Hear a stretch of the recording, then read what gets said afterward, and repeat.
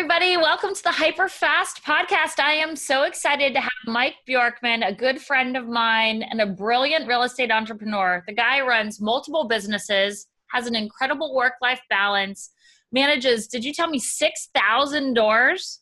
I wish I wouldn't be on here with you, though. 600. 600. Oh my I'd be God. on my island. 600 doors. That's a lot of doors, and has done about 4,000 transactions, hundreds of transactions a year consistently. It's a real estate coach, speaker, very impressive business that you've built. So I'm excited to have you here today. Thanks for being here. Thanks for having me. This is our second podcast together. Our one that we did on video at the Real Estate Marketing Show is one of our top downloads in the last several months. Oh, that's Everybody's awesome. talking about video. Yeah, so we've had thousands of downloads and people love our last podcast. So let's make this one awesome. Let's make it awesome. Let's try and beat our numbers, right? Let's share this so that I can put this one on my podcast too, and I don't have to record another one with you. Yeah, totally. We'll totally share it. Mike has a really successful podcast and one of the top real estate podcasts in the country at this point, right, Mike? Yeah, it gets about 4,000 downloads a month, and it's just because it's pretty much evergreen training that, you know, real estate agents need, anything from for sale by owners to expireds to social media, and they could just use it. It's just lasts for years and years and years. It's just really good training, raw training that the agents want to. You can't go to most companies because they fluff it all up and then they don't know what they're talking about. But everything that I've done, been in the business for almost 30 years, I actually don't teach anything that I don't know. So I've mastered these things at one point or another in my career as the markets have fluctuated. And that's kind of why we're here, right? Getting your offer accepted every time, I think, is what you want to talk about today. And that's one of our top podcasts. And we need to kind of duplicate that and talk about it towards your market and your agents and your buyers in today's market to let them know what to do to be super successful. Because let's face it, if we work so hard all day, we prospect for 2 hours, we're driving people around for months, showing them property, and then it comes time to write the offer and there's multiple offers and we lose it. It's like, you know, tons of hours just wasted away. And actually in our market here in Los Angeles for the last several years, buyers agents actually got out of the business because they were so sick and tired of never getting the property that it was sad to me. So I started putting together this course and coaching agents like, look, you don't have to go through this. We just got to think outside the box and do things a little unconventional and prep our buyers for what life is going to be like, you know, in a seller driven market. Yeah. So I'm ready to jump in when you are. You told me that you guys are losing out on offers all the time with 30 offers, $100,000 over list. And that's kind of what we experienced here for a while. And man, one of my favorite things to do was get the offer accepted every time, to where I got this really crazy reputation in town where, like, well, if Mike wrote an offer on the property, don't bother. And that was cool, right? Like, that was a kind of a neat reputation to have. So let's get into it. What can I do to help your good folks out? Well, like Mike said, I think a lot of you in the country are coming from a Q3 and Q4 where the market wasn't moving as quickly. And so for us in the DC metropolitan, buyers were starting to think, oh, good, we're listening to the media. It's a buyer's market. And then Q1 hits and they're all like, what? I'm losing, right? So it's about the mindset of the agent as much as the mindset of the client. And I knew Mike would be a really good person to talk to.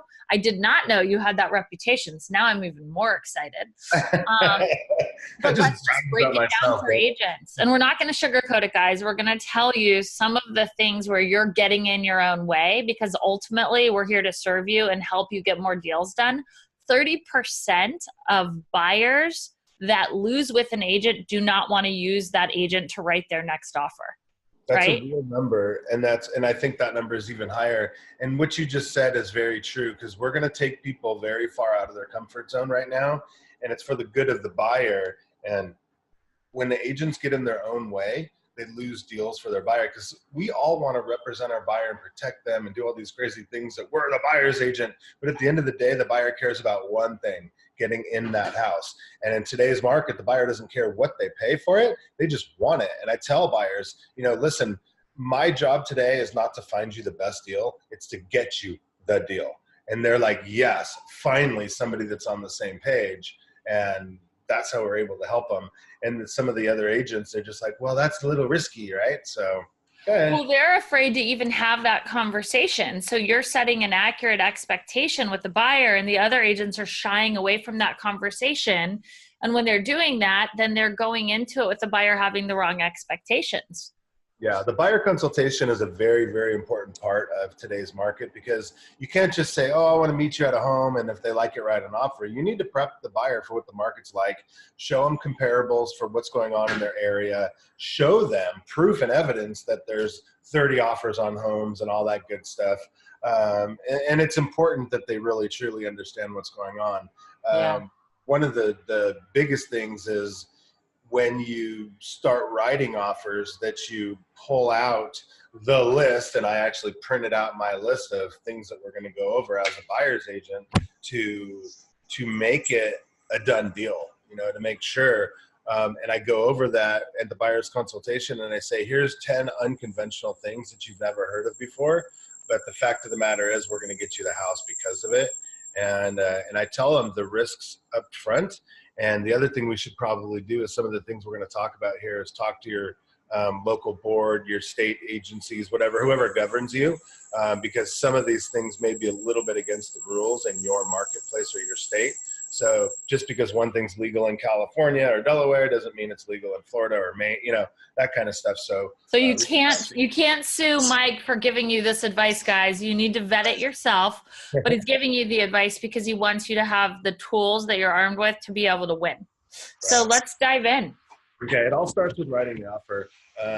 I think it starts even before that, being really cool with our real estate agent community. And of course, my gardener shows up right now with loud blowers.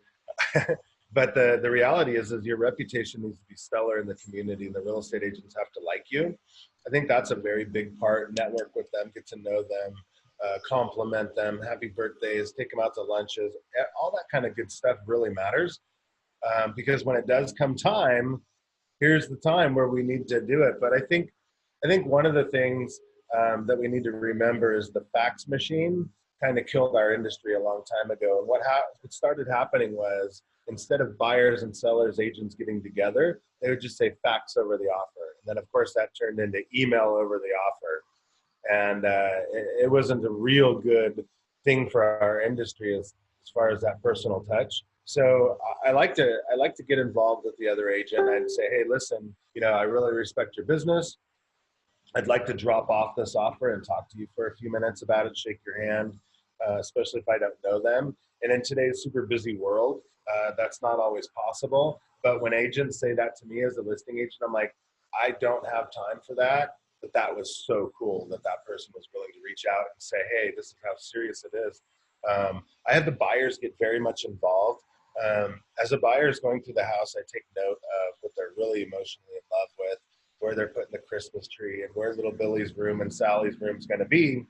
And they need to understand that it is an emotional decision. So getting them to write the offer, I want it, how I want it, that's part of it. And then the actual, when I do present that to the other agent is going to know a lot about this buyer. So the buyer is going to write a letter on their own to the listing agent. We're going to send multiple pictures of the buyers in the house, pointing to where they want their swing set or which one Sally's room is, little video, anything to personally get them involved. And sometimes that's not always possible, but if you set the buyer up with this expectation in the beginning, they're going to understand why you're doing certain things, what you're doing. That's very, very smart, by the way. So we definitely do a love letter, and we do the picture of the family, but we've never done it in the house.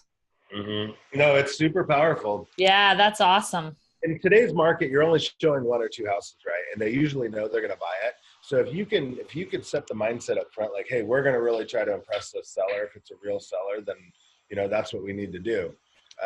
So anyways, when we are doing that, I'm going to also be prepping the buyer in that prior consultation that there's some things in the offer that we're going to be writing that, like I said, is a little risky, sometimes with the deposit. however, that makes them want to be pre-approved that much tighter. It's not a game anymore. We're going to have a pretty big deposit at stake, right? So once we get the buyer to get involved with the letter, then I'm going to write a letter as well. And I'm going to say how wonderful of an experience it is working with these buyers, how serious they are. I don't know about your area, but we have people writing offers that have never seen the home before. They're just so desperate to get a home. They're writing 4 or 5 offers at a time. It's just ridiculous. So I want that listing agent and the seller especially to know this is a home. This isn't a joke. This is something that the buyer really wants. But you got to back that up, right? You got to back that up. Oh, totally, because your reputation is on the line. And yeah, we actually have a lot of clients who buy the house without seeing it in the DC metro area. And it's because they're buying it from Saudi Arabia and they're moving here and they don't have time, right? So that is something that we're on the other side of, but you might as well leverage the strengths that you have. Yeah, exactly. And we had that too. We had the Asian market coming in here and buying things unseen. That's all I need is the dogs going with the gardener. So you guys get to see Fridays is a home day for me. So how bad is that noise? Is that pretty unbearable? No, it's okay. We're good. We can't even hear it. Oh, good. So I do podcasts with Jesse Zagorski, and he's always got a train going by. He's like, "Oh no, the train!" I swear you can't even hear it. It's hilarious. All right, so let's talk about this offer. The deposit is a really big deal. Over the years, people have said the deposit's not a big deal anymore because there's so many ways for a buyer to get it back. And I was even one of those people. I'd say, I don't even care if the deposit's $1 because it's so hard to even keep it. It doesn't matter. But what I found out in this particular market as we went around again, the deposit was a big deal because it's not really easy to get deposits back in most states. So I tell the buyer, listen, the higher the deposit, the better of a buyer you look. And then I said, let's make this deposit non-refundable, right? Making a deposit non-refundable is pretty crazy, especially if you do a contingency period that's really low. Like if you say, we're going to do a 48-hour contingency period, it's either pass or fail. We're going to buy the house, and then we're going to release the deposit to the seller. Now, when a buyer is willing to do that, that's pretty incredible, right? Yep. And I know there's people here because I've done this podcast before and trainings before. The agents are like, no way. What about surveys that take a long time? What about geological? So if you're concerned about that, you can say, my contingency will be 21 days on geological survey lines and point out what the buyer might be really concerned about. So you can hold that one particular contingency together. But if you release that deposit non-refundable to the seller in 48 hours, that's pretty powerful. That says, look, I'm buying your home. Yep. The part that goes along with that's my number one secret weapon. Number 2 is the escalation clause. And it's kind of cool because it got popular this go around. But before last market, up until 2005, nobody ever heard of it. It was really my secret weapon. And it just says buyer has the right to pay $1,000 over the highest offer, not to exceed blank. So when you have that conversation with the buyer, and let's say the house is $750 and the buyer, and you say, hey, would you be upset if somebody else paid $800 for this? Yeah. Would you be upset if somebody else paid $850 for this? I don't know. Well, what we're trying to do, Mr. and Mrs. Smith, is find out exactly where your pain threshold is. How much do you love this home? Because I'm going to write that, not to exceed blank. So if this house goes over 800,000, you're out, but I might pay 825. Well, then that's the number that we're going to use. Right. So, and this has been challenged in court a lot of times, and I can't obviously tell exactly where, but this has stood the test of time in court. When the seller signs off, the buyer has the right to. That means they actually have the right to, no matter what, get the house if all the other ducks are in a row. So it's pretty cool. It's pretty powerful. And buyer's agents, for some reason, are just too weak to have that conversation with their buyer. And I'm like, come on. The buyer wants you to be strong. Guys, they don't want to lose this house. You know what I mean? Well, the worst case scenario is when you write the offer. And I've talked to tons of agents in this situation. Thankfully, not many on my team, but it has happened, where they write the offer and then the client loses and they're like, oh no, I would have paid $10,000 more. That means you didn't do your job as the agent because you didn't educate them so that they were putting their best foot forward.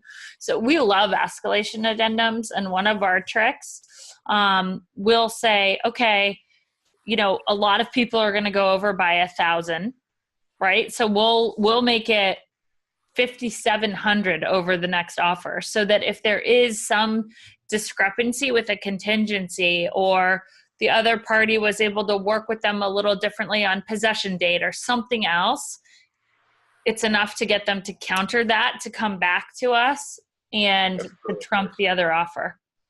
Yeah, that's really important. And I always say the word $1,000 higher over, but when you do, if you do the 5 or 10,000 over, you might want to also put in writing that the other agent show you proof of the other offers, so they can't really screw with you too much.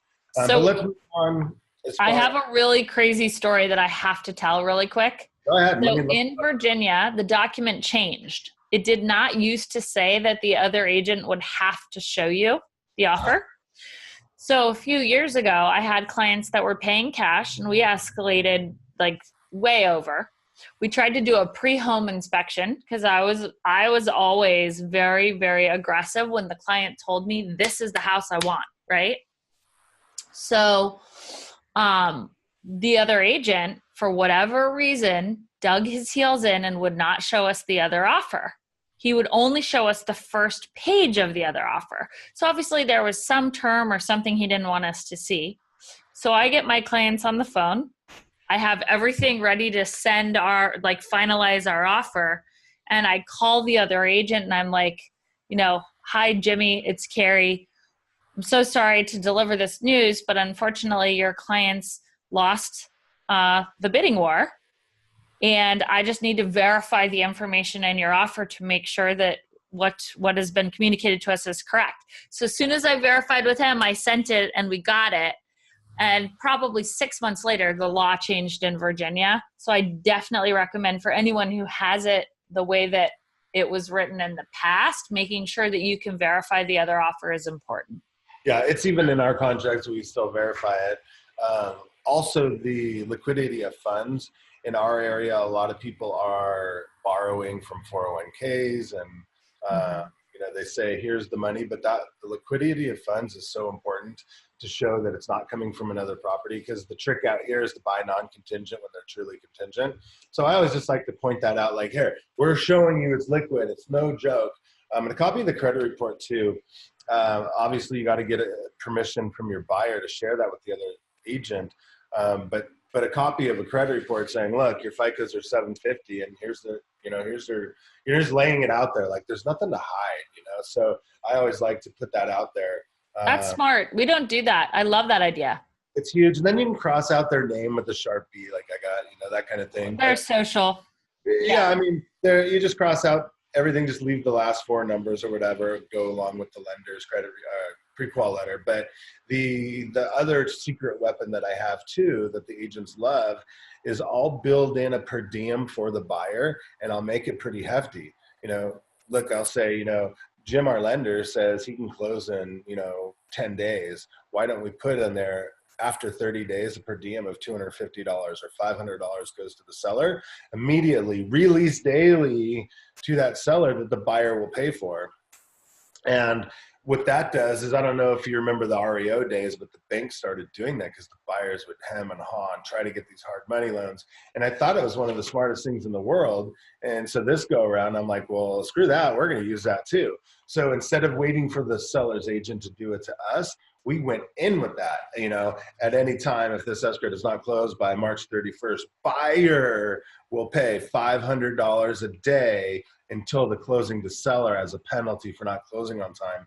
And that alone sometimes is enough for the listing agent to just call and say, dude, I want to work with you on every deal. Not only is it non-refundable, you have no contingencies, you have a per diem. Like, you know, I mean, imagine we're listing agents, right? So imagine sitting there with the seller saying, look at this. So that was another thing that got me in a lot of trouble, double ending properties because of that, right? The offers would be even higher sometimes, but I'd say, look at my buyer's willing to do, you know? And, you know, and they'd just be like, so the agents would hate me because I would double end the properties and there'd be 20 offers. And they're like, of course you got it. I'd be like, hey, you know, what are you going to do? Yep. So there's a couple other tricks that we started using, probably in the last 3 or 4 years when the market got really hot here. We started just getting more and more aggressive. And then there was times where the buyer would say, I don't care if I pay $50,000 over asking. And I'd be like, okay, well, let's think outside of the box a little bit more. I said, why don't we do this? Why don't we write in that the seller is not paying the commission to the buyer's agent, but the buyer is? So on $1 million property, buyer's agent's commission will be paid by buyer. So Nice. seller sees that. The worst thing a seller wants to do is pay the damn commission, right? They just can't believe that we're worth that money. So when they say, wait a minute, I'm getting all this and I'm getting it for free, the sellers are blown away and they love that. Or my other favorite one is when you add on top of that, and buyer will pay seller's closing costs not to exceed 2%. Dude, they go crazy. They love that. They Yeah. absolutely love it. It kind of screws it up in case it screws it up so bad that the other agent just says, well, we have to take your offer. Like, how am I not going to? So when I feel, and a lot of times the agents were double ending properties, I'd write the offers like that. But one thing I should back up and tell you is every time we did that, we would write the offers and I'd say, listen, one of the benefits of working with Team Bjorkman is when you write the offer, we're going to deliver a bouquet of flowers as a thank you for spending the time going over your offer, with that letter from the buyer, with the photos of them, because a lot of agents would trash the offers. They wouldn't show the offers if they were good. So if we're delivering to the house that says, thank you for going over our offer, they're like, wait, where's Mike Bjorkman's offer? And then they're like, oh, maybe let me check my email. So that kind of thing. So we would do that. And, so then they were forced to show our offer. So it was a really Now big. that's smart.